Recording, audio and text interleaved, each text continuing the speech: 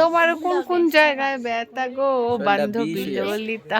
Class 1B Aniruddha রায় first tracking করে আসছে, right?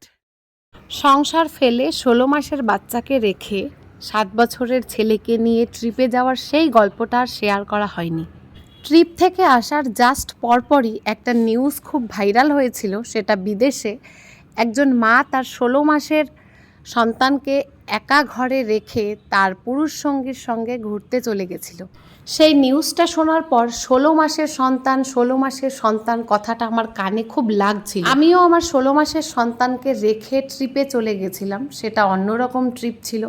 তারপরেও কেন জানি সেই সময় আমি ভিডিওটা এডিটিং করতে পারিনি, আমার সেই শক্তি সেই সাহস হচ্ছিল না। তারপর অনেক ব্যস্ততাও ছিল, যেই কারণে আর ভিডিওগুলো শেয়ার করা হয়নি। আমার ট্রিপে যাওয়ার উদ্দেশ্য ছিল নিজেকে একটা লম্বা ছুটি উপহার দেওয়া। বিগত 10 বছরের সংসার আমার। নমস্কার সবাইকে, কেমন আছেন আপনারা সবাই? আমি পুষ্পা মল্লিক। আজকের ভিডিওতে আপনাদের সাথে শেয়ার করব ডিসেম্বর 2023-এ আমি সান্দাকফু ট্র্যাকে গেছিলাম, সেই অভিজ্ঞতাটা আমার কেমন ছিল। বাচ্চা মানুষ করতে গিয়ে প্রত্যেক মায়ের যা হয়, রাতের পর রাত জেগে থাকা, স্ট্রেস, ক্লান্তি, সারাদিনের কাজকর্ম, এই সব নানান কিছু মিলিয়ে আমি একটা হযবরলর মধ্যে ছিলাম। তারপর অনেক চিন্তা ভাবনা করে একটা গোল সেট করি যে আমি নিজেকে একটা ছুটি উপহার দিব। হতে পারত সেই ছুটিটা কোনো 5 স্টার হোটেলে বসে জানালার ধারে ঠ্যাঙের উপর ঠ্যাং দুলিয়ে বাইরের দৃশ্য উপভোগ করা। আমি বেছে নিয়েছিলাম একটা কঠিন ছুটি, যেটা পাহাড়ে হাঁটা। বেশ 52 থেকে 54 কিলোমিটার হবে, এক্স্যাক্ট মাপটা তো আর বলা যায় না হাঁটার সময়। সেরকম এত কিলোমিটার হাঁটা এবং প্রাকৃতিক দৃশ্য উপভোগ করতে করতে পাহাড়ে চড়া। অনেকটা সময় লেগেছিল আমার এই পরিকল্পনাটা করতে এবং তার বাস্তবায়ন করতে, প্রায় 3 বছর। যদিও আমি লোকের কথা গায়ে মাখি না, তারপরেও এমন অনেক মানুষ আছে যারা আমার পেছনে আমার এই ট্রিপে যাওয়া নিয়ে অনেক সমালোচনা করেছে। বলতে গেলে বলতে হয় মায়ের থেকে মাসির দরদ বেশি। আমি আমার বাচ্চাদের ছোট থেকে এই নীতি কথায় মানুষ করছি যে আরাম হারাম হ্যায়। আর আমার বড় ছেলেটা তুলনামূলক ভালোই স্ট্রং অন্য বাচ্চাদের থেকে, তাকে ছোট থেকে সেভাবেই আমি ট্রিট করেছি এবং তাকে পাহাড়ে যাওয়ার যোগ্য বলে মনে করেছি বলেই তাকে আমি পাহাড়ে হাঁটতে নিয়ে গেছিলাম। ছোট ছেলেও ঈশ্বরের আশীর্বাদে অনেক স্ট্রং। আর তার টেক কেয়ারের কথা যদি বলতে হয়, আমার পরে আমার বাচ্চাদের টেক কেয়ার করতে পারে আমার বাবা এবং মা। বাবার কথাটা আগে উল্লেখ করলাম, তার কারণ ছোট ছেলের জন্মের আগে থেকেই আমার বাবা আমার বাড়িতে আছেন এবং আমার বাচ্চার জন্মের পর থেকেই আমার ছোট ছেলেটাকে আমার বাবুর হাতেই মানুষ, বাবুই টেক কেয়ার করছেন। তারপরে আমার মায়ের ভূমিকা তো অপরিসীম, সেটা বলার কোনো ব্যাখ্যা নেই। তারপর আসছে বাচ্চার বাবা, যে সারাদিন অফিসে ব্যস্ত থাকলেও যতক্ষণ বাড়িতে থাকে ততক্ষণ বাচ্চাদের সাথেই থাকে মোটামুটি, আর একটু গাছপালা পরিচর্যা করে। তার বাবা, তার দিদা দাদু মানে বাচ্চার, তাদের সবাইকে রেখে, তাদের হাতে বাচ্চাকে বহাল তবিয়তে রেখে তবেই তো আমি পাহাড়ে গেছিলাম। পাহাড়ে হাঁটতে ঠিক কতখানি কষ্ট হয় সেটা আপনারা ভিডিও দেখে কখনোই উপলব্ধি করতে পারবেন না। সেটা উপলব্ধি করতে গেলে অবশ্যই পাহাড়ে হাঁটতে হবে।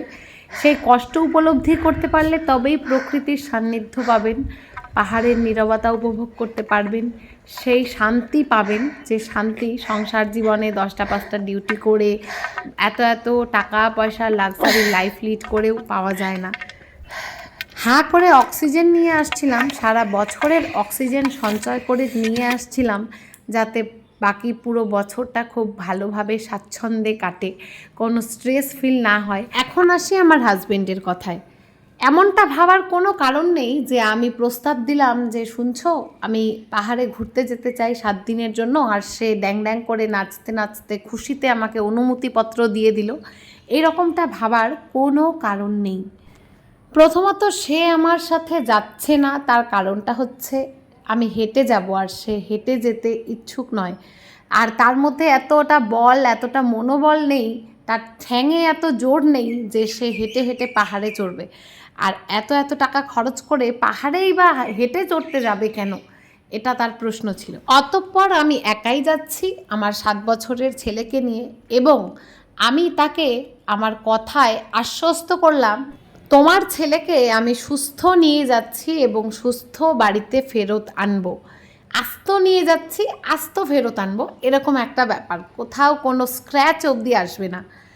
আর ছোট ছেলেও ঈশ্বরের আশীর্বাদে সুস্থ স্বাভাবিক ছিল। তার সঙ্গে আমার যতক্ষণ নেটওয়ার্ক ছিল, ভিডিও কলে যোগাযোগ হয়েছে, ভিডিও কলে যোগাযোগ রয়েছে, সে সুন্দরভাবে ছিল এবং আমাকে ভিডিও কলে মাঝে মাঝে দেখে ভীষণ খুশি। যাই হোক, এবার আসি ট্রিপের গল্পটা বলতে। আমি সান্দাকফু অ্যান্ড মোর বলে একটা গ্রুপের সঙ্গে যোগাযোগ করে তাদের সাথে সান্দাকফুতে ট্রেকিংয়ে যেতে ইচ্ছুক হই এবং সেই মতো বুকিং দিয়েছিলাম। নিজে নিজে যাব সেই রকম ক্যাপাসিটি, সেই রকম চেন যোগাযোগ আমার কাছে ছিল না। এজেন্সি ছাড়া আর কোনো গতি নেই। তো যাই হোক, প্রথম দিন বাড়ি থেকে বেরিয়ে শিলিগুড়িতে স্টে করেছিলাম। আমাদের মোট 10.5 জনের গ্রুপ ছিল, আমার ছেলেকে নিয়ে 10.5 জন। আমরা শিলিগুড়ি থেকে শেয়ার গাড়িতে ধোত্রের উদ্দেশ্যে রওনা দিয়েছিলাম। ধোত্রে পৌঁছতে পৌঁছতে প্রায় 3টে, সেখানে লাঞ্চ সেরে আশেপাশে সাইট সিন করতে বেরিয়েছিলাম এবং পরদিন সকাল থেকে আমাদের আসল ট্র্যাক শুরু। যাই হোক, আমার গালের স্কিনটা দেখতে পাচ্ছেন, প্রচণ্ড ঠান্ডায় আমার গালের অবস্থা কীরকম লালচে পড়ে গেছে। বাড়ি আসার পর সেটা কালশিটে হয়ে গেছিলো, প্রায় মাসখানেক লেগেছিল সেই স্কিনটা স্বাভাবিক হতে। ভিডিও ক্লিপগুলো দেখে একটু হলেও আন্দাজ করতে পারছেন নিজের উপর কতটা অমানবিক হলে নিজের উপর এভাবে টর্চার করা যায়। হ্যাঁ, আমি নিজের শরীরের উপর এক্সপেরিমেন্ট করি, সবসময় আমি এক্সপেরিমেন্টাল মাইন্ডের।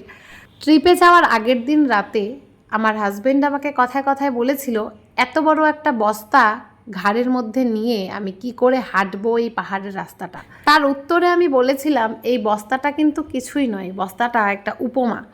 আমার জীবনে খুব কম বয়সে আমি সংসার জীবনে প্রবেশ করি এবং এত বড় একটা সংসারের বোঝা আমি না চাইতেও আমার ঘাড়ের উপর, আমার পিঠের উপর তুলে দেওয়া হয়। আমি কোনো দিন ক্লান্তি বোধ করিনি, কোনো দিন ক্লান্ত বলে জীবনটাকে থামিয়ে দিইনি, কোথাও বসে পড়িনি। আমি আরও মনোবল জোগাড় করেছি যে আমাকে পারতেই হবে, আমাকে এই পথটা অতিক্রম করতেই হবে। এই দিনটা ছিল আমাদের ট্রেকিংয়ের ডে 1। সেদিন আমাদের সারাদিনই ম্যাগি খেয়ে থাকতে হয়েছিল। আমরা সকালে ব্রেকফাস্ট করেছি ম্যাগি দিয়ে এবং দুপুরে এইরকম ম্যাগি খেয়েই ছিলাম, কারণ লোকালয় ছিল না কোথাও। নেপাল সীমান্ত, ভারত নেপাল সীমান্ত, ছিটমহল বলা চলে। সেখানে মাইলের পর মাইল কোনো গ্রাম নেই, কোনো জনবসতি নেই, এই রকম একটা খাবার জায়গা। সেটা হয়তো ট্যুরিস্টদের জন্য, লাইক ট্রেকারদের জন্য তৈরি করা হয়েছে। এই রাস্তা দিয়ে ট্রেকাররা যাতায়াত করে। এই ট্রেকিংয়ের শখটা অনেকের মজ্জায় মজ্জায় থাকে। এই দুর্গম পথ বেয়ে তারা সেই পাহাড়ের চূড়ায় ওঠে। এই রাস্তায় চলতে গেলে সবথেকে জরুরি যেটা, সেটা হচ্ছে খুব ভালো রকমের শু। তুমি তোমাদের স্কুলে প্রথম যে কিনা ট্রেকিং করছো, তাও আবার ওয়েস্ট বেঙ্গলের টপ মাউন্টেন সেন্ট জেভিয়ার স্কুলের ক্লাস 1B অনিরুদ্ধ রায় ফার্স্ট ট্রেকিং করে আসছে, রাইট? তাহলে যে তা কি দারুণ ব্যাপার না। ঢল গায়া দিন ঢল গাই শাম জানে দো মুঝে জানা হ্যায়। দিন শেষ হয়ে যাচ্ছে, তাও আমাদের রাস্তা শেষ হচ্ছে না। আমরা এখনো পর্যন্ত গন্তব্যে পৌঁছতে পারছি না।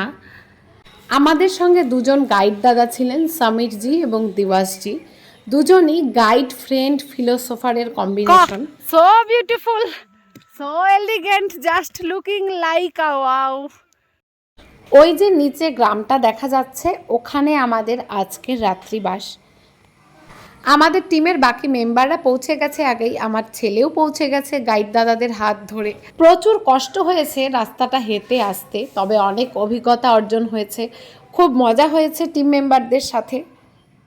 আজকের মতো 13 কিলোমিটার বল, আজকের মতো 13 কিলোমিটার অভিযান শেষ করলাম। বল বল বল, তোমার কোন কোন জায়গায় ব্যথা গো বান্ধবী ললিতা? না, 13 কিলোমিটার শেষ করলাম আজকে, এটা হচ্ছে বড় ব্যাপার।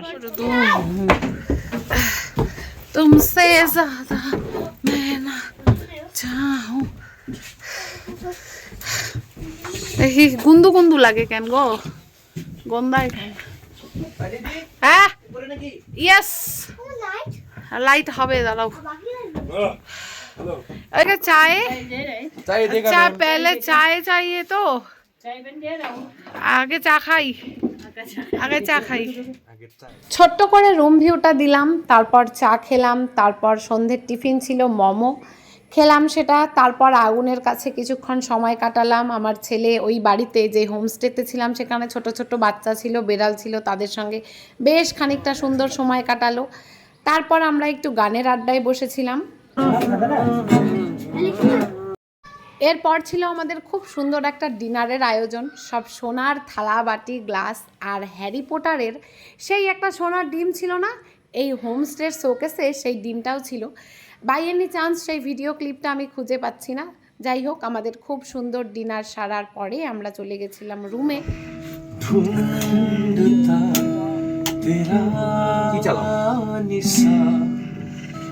तुझको घर मिला आवदाना मेरा